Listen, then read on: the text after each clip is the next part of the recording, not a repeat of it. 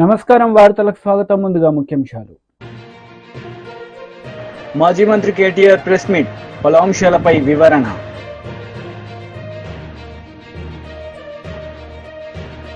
TDP leader Varla Ramaiah press meet, పలు అంశాలపై వివరణ.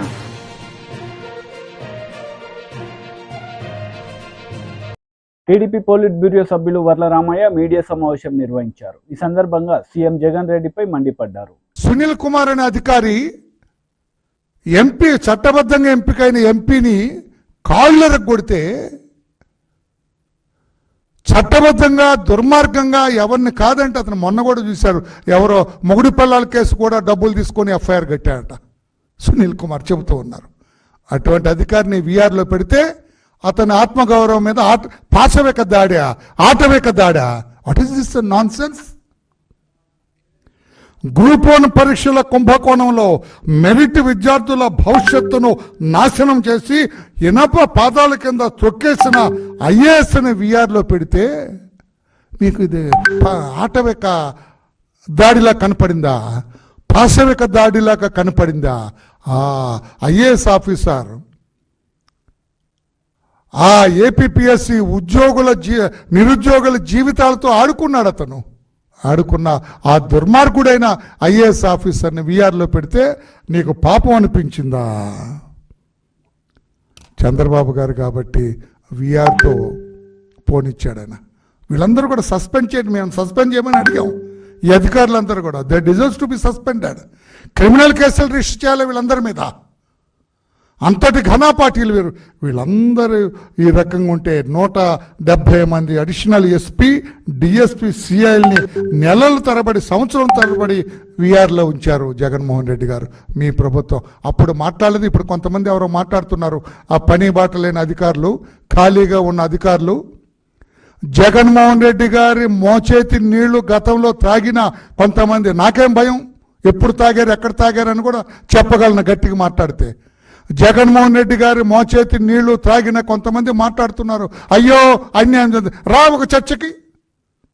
I will name certain officers who have been kept in వీఆర్లో పెట్టిన వాళ్ళ గురించి చరిత్ర నేను విప్పుతా. మీరు చర్చకి రండి. ప్రభుత్వం ఇంకా ఈ అవినీతి అధికారుల పట్ల ఇంకా ఉదాసీనతగానే ఉంది. చంద్రబాబు గారు ఇంకా వీళ్ళ పట్ల దయతోటే ఉన్నాడు ఆయన, అంతేగాని వేరే కాదు అని చెప్పి కూడా నేను తెలియచేస్తూ ఉన్నాను. నేను ఇంకొకటి చెబుతాను.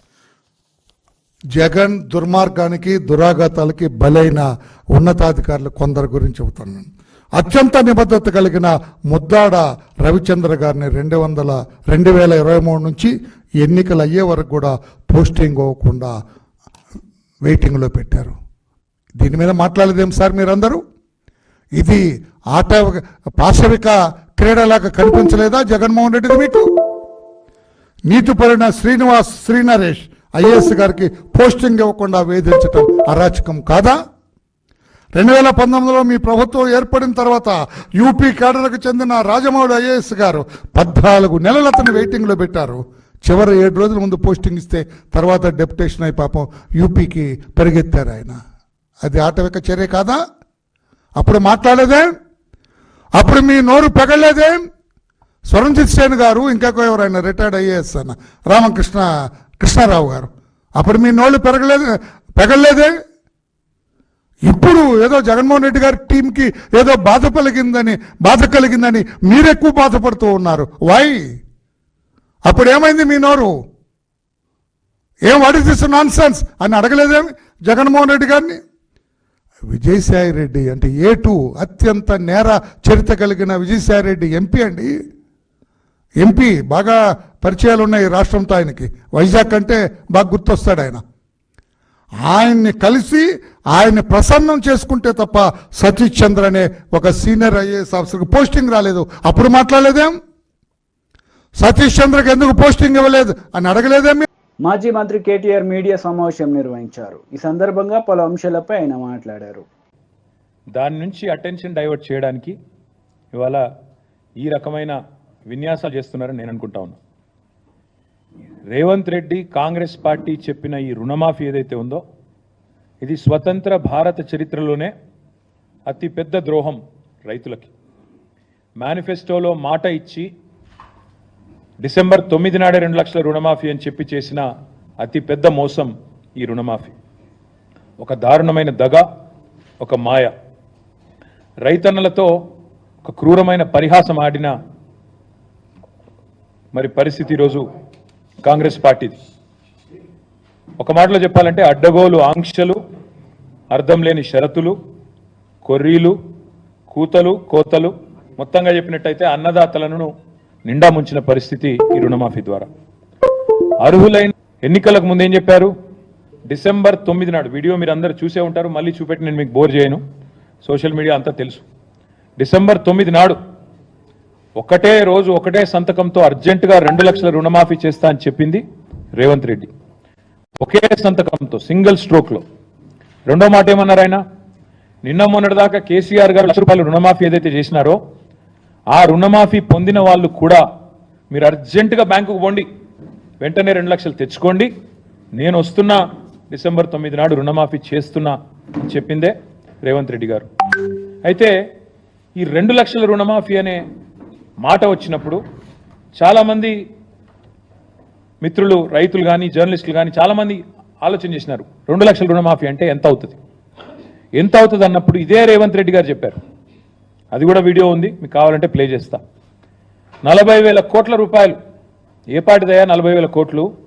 ఒక్క సంవత్సరం నేను కడుపు కట్టుకుంటే చాలు 40,000 కోట్లు అనాయాసంగా కట్టేస్తా. ఇది ఆయన నోట్లోంచి వచ్చిన మాట, కావాలంటే మీకు ప్లే చేసి చూపెడతా. ఒక్క సంవత్సరం నేను కడుపు కట్టుకుంటే, అవినీతికి పాల్పడకపోతే, ఆయన అన్న మాట రేవంత్ రెడ్డి, మీకు పంపిస్తా కావాలంటే అందరికీ. ఒక్క సంవత్సరం కడుపు కట్టుకుంటే 40,000 కోట్లు అట్ట కట్టేయచ్చు అనాయాసంగా. ఇది ఆయన చెప్పిన మాట. దాని పర్యవసానంగా పేపర్లు రాసింది ఆనాడు. ఏం రాశారు? ఇది సాక్షి పత్రిక. 40,000 కోట్ల రూపాయలతో రుణమాఫీ.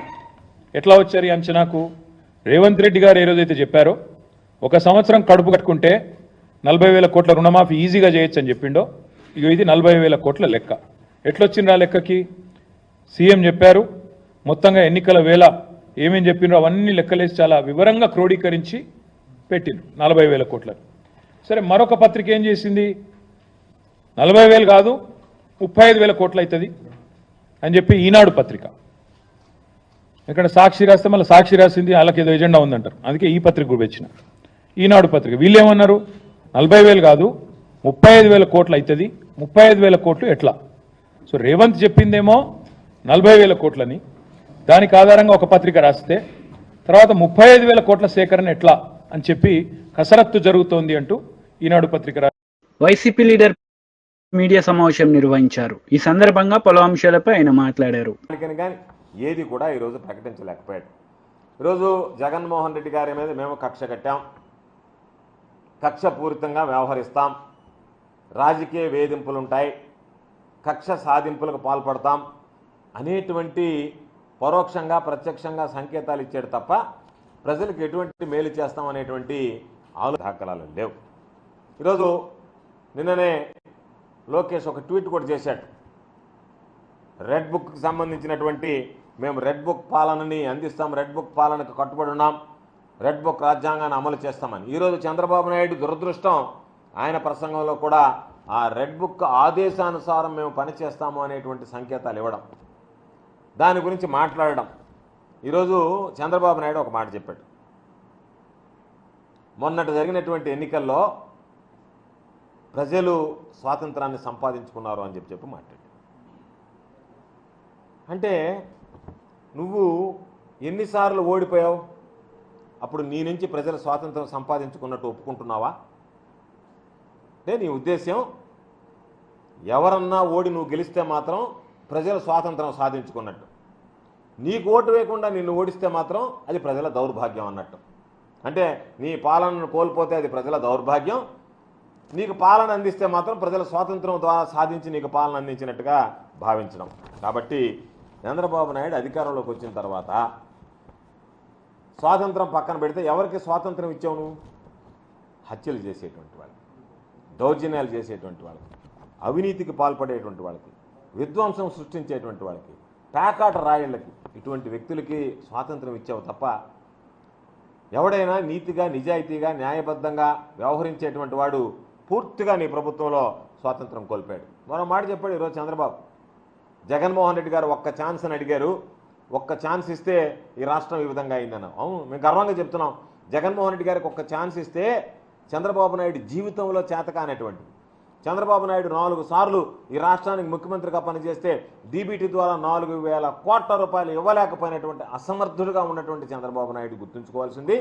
జగన్మోహన్ రెడ్డి గారికి ఒక్క ఛాన్స్ ఇస్తే 2,71,000 కోట్ల రూపాయలు ఈరోజు డీబీటీ ద్వారా నేరుగా పారదర్శకంగా ఎవరికి సంబంధం లేకుండా ఈరోజు ప్రజలకు అందించేటువంటి కార్యక్రమానికి జగన్మోహన్ రెడ్డి గారు నాంది పలికాడు.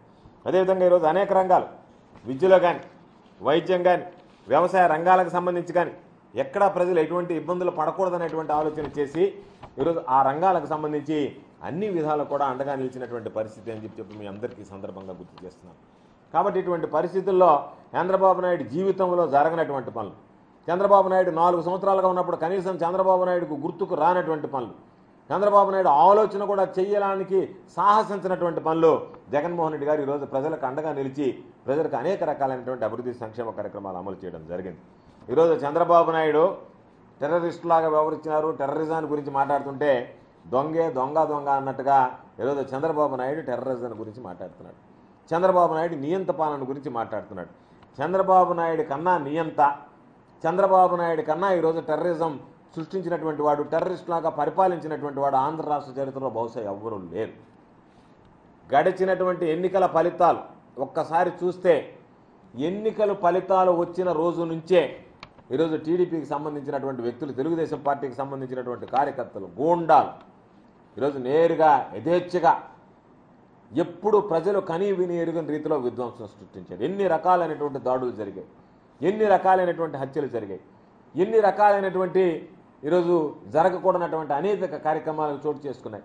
ఇవన్నీ ఒక్కసారి ఆలోచన చేస్తే బహుశా చంద్రబాబు నాయుడు కూడా ఒక్కసారి సిగ్గుపడాల్సినటువంటి పరిస్థితి ఏర్పడుతుంది. రాష్ట్రానికి ఒక పెద్దలాగా వ్యవహరించాల్సినటువంటి వాడు, ఏదన్నా పొరపాటు జరిగితే వాటిని నియంత్రించాల్సినటువంటి వాడు, నియంత్రించగలిగేటువంటి స్థానంలో ఉన్నటువంటి వాడు ఒక ముఠా నాయకుడిగా వ్యవహరిస్తే ఏ విధంగా ఉంటుందనేటువంటిది ఈరోజు రాష్ట్రంలో చంద్రబాబు నాయుడు ముఖ్యమంత్రిగా పనిచేస్తున్నాడా, ముఠా నాయకుడిగా వ్యవహరిస్తున్నాడా అనేటువంటిది ఈరోజు ప్రజలే ఈరోజు అర్థం చేసుకునేటువంటి పరిస్థితి అని చెప్పి సందర్భంగా తెలియజేస్తున్నారు. చంద్రబాబు నాయుడు చెప్పాడు, అమరావతిని పురిట్లోనే చంపేశారని చెప్పి. అమరావతిని అసలు పురిట్లో చంపేయడానికి కారకుడు ఎవరు, ఎక్కడ రాజధాని పెట్టాలనేటువంటి ఆలోచన చేసి నీ ధనదాహం కోసం నీవు ఎక్కడైతే రియల్ ఎస్టేట్ వ్యాపారం ద్వారా డబ్బు సంపాదనకు అనుకూలంగా ఉంటుందనేటువంటి ఆలోచనలో పడి ప్రజల శ్రేయస్సును విస్మరించి ఎక్కడ నీకు భూమి దొరుకుతుంది, ఎక్కడ నువ్వు రియల్ ఎస్టేట్ వ్యాపారాన్ని అభివృద్ధి చేసుకోగలవు, ఎక్కడ నువ్వు సంపాదించుకోగలవు అనేటువంటి దాని మీద దృష్టి పెట్టావు తప్ప ప్రజలకు సంబంధించి ప్రజా రాజధాని కావాలనేటువంటి దాని మీద దృష్టి పెట్టలేదు. దానివల్ల 5 సంవత్సరాలు నీ పరిపాలనలో మంచి స్థలం అంటే ప్రజలకు ఉపయోగకరమైనటువంటి స్థలం కన్నా నీ ఆదాయ మార్గాలకి ఏదైతే అనువుగా ఉంటుందనేటువంటి దాన్ని అన్వేషించి దానికి సంబంధించినటువంటి ఆ ప్రయత్నంలో జాప్యం చేసి అసలు రాజధాని అనేటువంటి దానిని రియల్ ఎస్టేట్ వ్యాపారానికి ఈరోజు ఉపయోగపడేటువంటి విధంగా తయారు చేసుకున్నాం తప్ప ప్రజల ఆకాంక్షలకు అనుగుణమైనటువంటి రాజధాని తీసుకురావాలనేటువంటి ఆలోచన నీలో కనిపించలేదు. కాబట్టే రాజధాని విషయంలో జాప్యం జరిగింది. కాబట్టి అమరావతికి సంబంధించి పురిట్లో చంపేసింది ఎవరు అంటే ఆ ఆలోచన రాకముందే, దాన్ని రానివ్వకముందే నీ స్వార్థ ప్రయోజనాల కోసం రాష్ట్ర ప్రజల ప్రయోజనాలను తాకట్టు పెట్టావు. కాబట్టే ఈరోజు బీజేపీ లీడర్ మీడియా సమావేశం నిర్వహించారు. ఈ సందర్భంగా పలు అంశాలపై ఆయన మాట్లాడారు.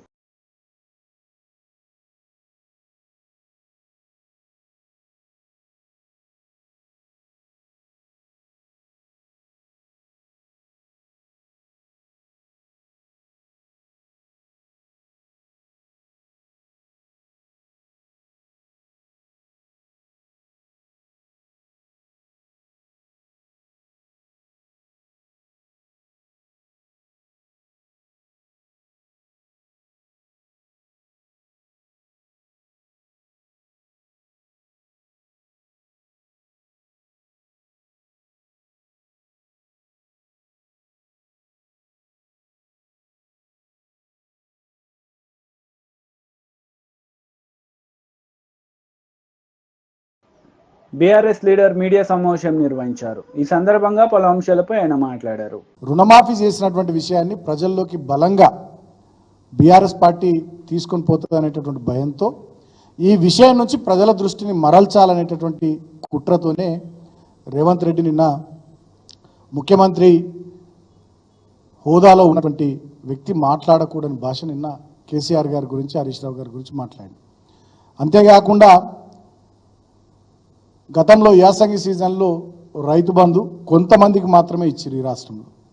తర్వాత మొన్న వానాకాలం సీజన్లో రైతు భరోసా అసలు మొదలే పెట్టలేరు. తర్వాత నెక్స్ట్ యాసంగి సీజన్కి సంబంధించి కూడా రైతు భరోసా మొదలు పెట్టరు అన్నటువంటి గ్యారంటీ లేదు.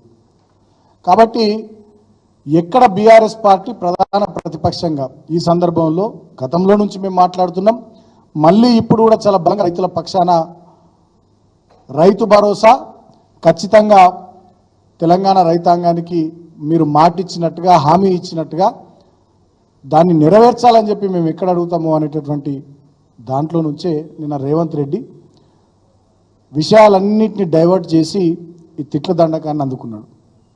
సో ఇదొక స్ట్రాటజీతోని అటెన్షన్ డైవర్షన్ పాలిటిక్స్ ముఖ్యమంత్రి రేవంత్ రెడ్డి చేస్తూ ఉన్నాడు. ఫ్రస్ట్రేషన్లు మాట్లాడుతున్నాడు, ఆగమాగమై మాట్లాడుతున్నాడు.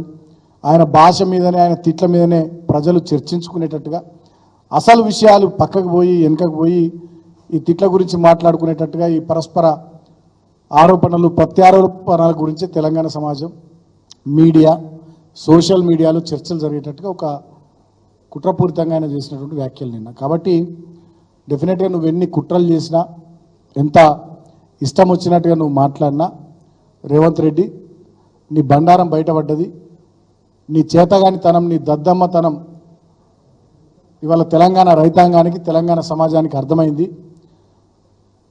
మొత్తం రుణమాఫీ పేరిట తెలంగాణ రైతులను నువ్వు ఏ రకంగా దోకా చేసినావు, ఏ రకంగా దగా చేసినావు, ఏ రకంగా మోసం చేసినావు. ఇవాళ 15 ఆగస్టు నాటికే 2 లక్షల రూపాయల రుణమాఫీ మొత్తం తెలంగాణ రైతాంగానికి చేసేస్తామని చెప్పి అనేక రకాలుగా దాంట్లో కోతలు పెట్టి కేవలం కొద్ది మందికి చేసి మొత్తం చేసినా అని చెప్పి పేపర్ యాడ్లు ఇచ్చుకున్నప్పటికీ కూడా నేను నమ్మే పరిస్థితుల్లో తెలంగాణ సమాజం లేదు అని చెప్పి, ఒక మోసగాని చేతికి ఇవాళ రాష్ట్రం పోయిందని చెప్పి, ఒక ద్రోహుని చేతికి ఇవాళ రాష్ట్రం పోయిందని చెప్పి, ఒక దగాకోరు చేతికి, ఒక రైతు వ్యతిరేకి చేతికి ఇవాళ రాష్ట్రం పోయిందని చెప్పి తెలంగాణ సమాజం, తెలంగాణ రైతాంగం బాధపడే పరిస్థితి ఇవాళ తెలంగాణలో తీసుకొచ్చినావు.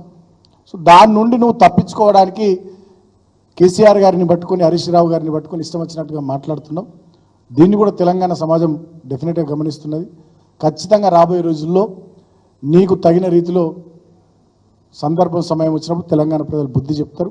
నువ్వు మమ్మల్ని ఎన్ని తిట్లు తిట్టినా, మా నాయకుల్ని, మమ్మల్ని ఎన్ని రకాలుగా ఇష్యూస్ డైవర్ట్ చేసి, అటెన్షన్ డైవర్ట్ చేసి ఏదో చేయాలని నువ్వు ప్రయత్నాలు చేసినా బీఆర్ఎస్ పార్టీని భరతం పడుతుంది. మీరు ఇచ్చినటువంటి 6 గ్యారంటీలు, 420 హామీలు నిలబెట్టుకునేదాకా ప్రజల పక్షాన తెలంగాణ సమాజంలో క్షేత్రస్థాయిలో, అదేవిధంగా మీడియా ద్వారా, సామాజిక మాధ్యమాల ద్వారా కూడా మా పోరాటాన్ని కొనసాగిస్తామని చెప్పి సందర్భంగా నేను తెలియజేస్తూ, నేను హరీష్ రావు గారిని పోయి ఏట్లా దూకమంటాడు. అసలు ఎట్లా దూకాల్సింది హరీష్ రావు కాదు, నువ్వు అమెరికా పోయినవు, సౌత్ కొరియా పోయినవు, ఏం పట్టుకొచ్చినావు? ఒక శ్వేతపత్రం విడుదల చేయి. గతంలో దావోస్ పోయినవు, ఏమొచ్చింది తెలంగాణకు? ఒక శ్వేతపత్రం విడుదల చేయి. నీ నాయకత్వంలో ఇవాళ 9వ నెల పరిపాలన నడుస్తున్నది. ఏ ఒక్క వర్గమన్న తెలంగాణలో సంతోషంగా ఉన్నదా రేవంత్ రెడ్డి? గురుకులాల్లో, మా హయాంలో గురుకులాలు ఎట్లా వరదిలినాయి బీఆర్ఎస్ పార్టీ ప్రభుత్వంలో, ఇవాళ గురుకులాల పరిస్థితి ఏంది? ఇవాళ నిరుద్యోగుల పరిస్థితి ఏంది? అదేవిధంగా ఇవాళ ఉద్యోగులు జేఏసీ ఏర్పాటు చేసుకుని మళ్ళా పోరుబాట పట్టిర్రు. వాళ్ళ డిఏల కోసం, వాళ్ళ ఐఆర్ కోసం, వాళ్ళ పిఆర్సీ కోసం, వాళ్ళ ఫిట్మెంట్ కోసం మళ్ళా పోరాట బాట ఉద్యోగులు పట్టిర్రు. రైతాంగం అంతా ఇవాళ కరెంటు చక్కగా వస్తలేదు, నీళ్లు చక్కగా వస్తలేవు, రుణమాఫీ జరుగుతలేదు, రైతు భరోసా లేదు, పంటలు కొంటలేరు, ఊళ్ళల్లో చాలా ఇబ్బందికరమైనటువంటి పరిస్థితి ఉందని చెప్పి రైతాంగం అంతా ఆందోళనలో ఉన్నారు. టీడీపీ లీడర్ మీడియా సమావేశం నిర్వహించారు. ఈ సందర్భంగా పలు అంశాలపై ఆయన మాట్లాడారు. ఆయన విగ్రహాన్ని వీళ్ళు రాజకీయానికి వాడుకుంటా ఉన్నారు. ఆయన విగ్రహాలకి వైసీపీ రంగులేసినప్పుడు ఈ నాయకులు ఏమయ్యారు? అమలాపురం, పిఠాపురం, అనంతపురాల్లో అంబేద్కర్ గారి విగ్రహాలు ధ్వంసం చేసినప్పుడు ఈ వైసీపీ నాయకులు ఏమయ్యారని చెప్పి నేను అడుగుతున్నా. ఈరోజు వైసీపీ నేతలే అంబేద్కర్ గారికి ఏదో వారసులైనట్టు మాట్లాడుతున్నారు సిగ్గు లేకుండా. అసలు వీడెవడన్నా కడుపుకు అన్నం తింటున్నారా అని చెప్పి నేను అడుగుతున్నా. దళితులకు సంబంధించినటువంటి 27 పథకాలు అడ్డగోలుగా రద్దు చేసినప్పుడు జగన్మోహన్ రెడ్డి ఏమయ్యారా, మీరు బుద్ధి ఉందా మీకు? నోరు తెరవకుండా కూర్చున్నారు మీరు. చంద్రబాబు నాయుడు గారు ప్రవేశపెట్టినటువంటి విదేశీ విద్యానిధి పథకానికి డాక్టర్ బిఆర్ అంబేద్కర్ విదేశీ విద్యానిధి పథకం అని పేరుంటే ఆ పేరు తీసేసి 4 ఏళ్ళు అసలు పథకం అమలు చేయకుండా చివరి సంవత్సరం పథకానికి జగన్మోహన్ రెడ్డి విద్యానిధి పథకం అని చెప్పి పేరు మార్చుకుంటే ఈ సిగ్గులేని నాయకుడు ఒక్కడు నోరు మెదపల. 45,000 కోట్ల రూపాయలు దళితులకు మాత్రమే చెందాల్సినటువంటి సప్లాన్ నిధులు అడ్డగోలుగా దారి మళ్లిస్తే ఒక్క నాయకుడు కూడా నోరు మెదపల. దళితులకు మాత్రమే ఆ రోజు అమలు చేస్తున్నటువంటి పథకాలు 27 పథకాలు చంద్రబాబు నాయుడు గారు అమలు చేసిన పథకాలు 27 పథకాలు రద్దు చేస్తే ఒక్క నాయకుడు నోరు మెదపల. సిగ్గు లేకుండా ఇంక ఈ రాష్ట్రంలో దాలలేదని ఢిల్లీ పోయి ఎస్సీ కమిషన్ కలుస్తారంట. ఇది విహారయాత్రలో పోయినట్టున్నారు వీళ్ళు. ఆంధ్రప్రదేశ్ రాష్ట్రంలో 5 సంవత్సరాలు అంబేద్కర్ గారి రాజ్యాంగం నిట్ట నిలువున తగలబడిపోయింది. ఇక్కడ ప్రతిరోజు తొంగలో దొక్కారు, పాతాళానికి ప్రతిరోజు పాదాలు పెట్టి తొక్కినటువంటి ప్రభుత్వం ఆ రోజు జగన్మోహన్ రెడ్డి ప్రభుత్వం. ఒక్కడ మాట్లాడలా నాయకుడు అనేవాడు ఎవడు కూడా. వీళ్ళు మాట్లాడతారా? అంబేద్కర్ గారు 125 అడుగుల ఎత్తైన విగ్రహం నిర్మిస్తే ఆ నిర్మాణం దగ్గర అంబేద్కర్ గారి పేరు ఎక్కడ ఉండాలండి? ఇది నిర్మాణానికి సంబంధించినటువంటి ఈ కింద ఏర్పాటు చేసేటటువంటి దిమ్మ ఇది. ఇక్కడ విగ్రహం ఇక్కడ ఉంటే మధ్యలో అంబేద్కర్ గారి పేరు ఉండాలి పెద్ద బోల్డ్ లెటర్స్లో. తీసుకొచ్చి ఒక చివర అంబేద్కర్ గారి పేరు పెట్టి ఈ మధ్యలో ఎక్కడో పెద్ద అంబేద్కర్ గారి కంటే పెద్ద అక్షరాలతో జగన్మోహన్ రెడ్డి పేరు పెడితే కుమిలిపోయినటువంటి వ్యక్తులు, బాధపడ్డటువంటి వ్యక్తులు, అంబేద్కర్ గారి అభిమానులు, అంబేద్కర్ గారు అంటే ప్రాణం ఇచ్చేటటువంటి వ్యక్తులు ఎవరో ఆ జగన్మోహన్ రెడ్డి పేరు తీసేశారు. దానికి తెలుగుదేశం పార్టీకి ప్రభుత్వానికి ఎటువంటి సంబంధం లేదు.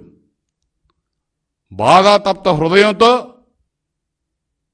ఎవరో ఆ పని చేశారు. నేనైతే వ్యక్తిగతంగా వాళ్ళని మనస్ఫూర్తిగా అభినందిస్తా ఉన్నా. పనికి మాలిన జగన్మోహన్ రెడ్డి పేరు అంబేద్కర్ గారి పేరు కంటే గొప్పగా, పెద్దగా, మధ్యస్థంగా విగ్రహం ముందు ఆయన పేరు పెట్టడాన్ని నేను తీవ్రంగా వ్యతిరేకిస్తున్నా. వ్యక్తిగతంగా తీసేసిన వాళ్ళని అభినందిస్తా ఉన్నా.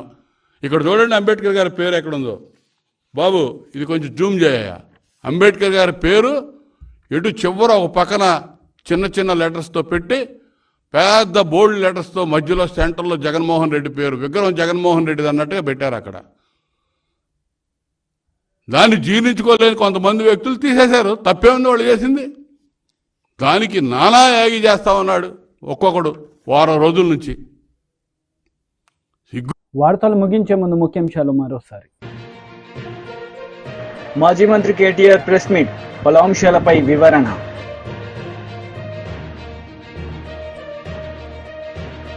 TDP leader Varla Ramaiah press meet, పలు అంశాలపై వివరణ.